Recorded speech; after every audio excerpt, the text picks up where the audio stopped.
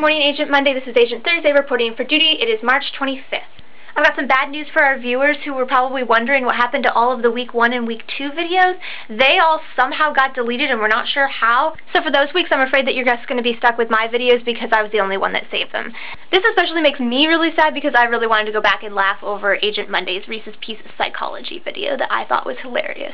So today, I'm going to be talking about poisons. And because there are a lot of poisons out there, I figured we could just narrow it down to the 3 most well-known: arsenic, cyanide, and strychnine. All of the information I'm going to be talking about today has come from this book called A Book of Poisons, The Guide for Writers. And it's a book specifically for mystery writers who need to kill off their characters and want to do it in a factual and descriptive way. I'm going to give this entire explanation while I'm making myself a cup of tea, which is ironically a very popular way of poisoning people. So the first poison we're going to talk about today is arsenic. And arsenic can be used over a long period of time to kill someone because it builds up in your body. For the record, we are drinking Constant Comment today. Arsenic can also be used to kill very quickly with one big dose that will take around 30 minutes to start the symptoms. The main symptom of arsenic poisoning is going to be severe gastric distress. In the vernacular, that means your stomach's gonna hurt like heck. Arsenic can also be lethally inhaled, and it's possible that Napoleon actually died of arsenic in the wallpaper of his room where he slept.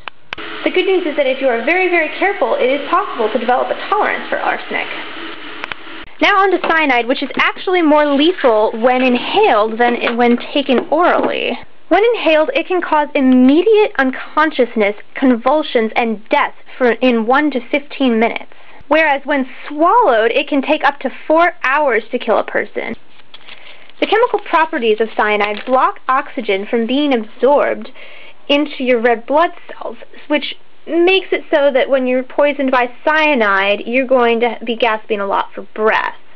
If you live through the first 4 hours, though, you will probably survive.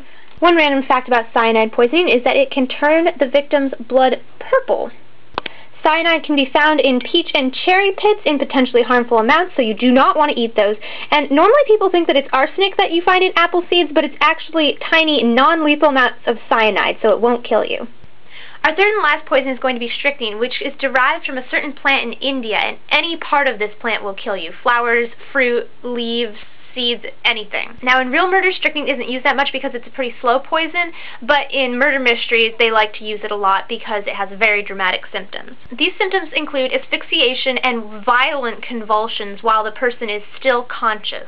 And although strychnine in very small doses that won't kill you will produce no symptoms, you really have no reason to use it because there are no practical medical uses. So now you know a little bit more about poisons, and of course I hope that you don't use this in real life, but I personally find it fascinating, and I hope you do too.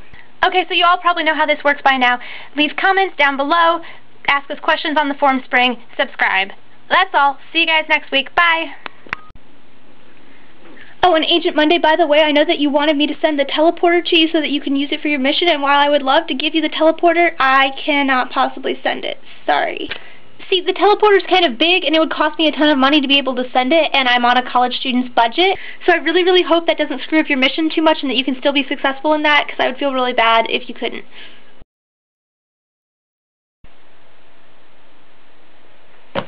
Poisons.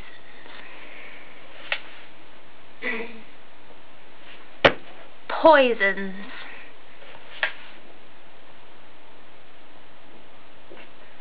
Poisons.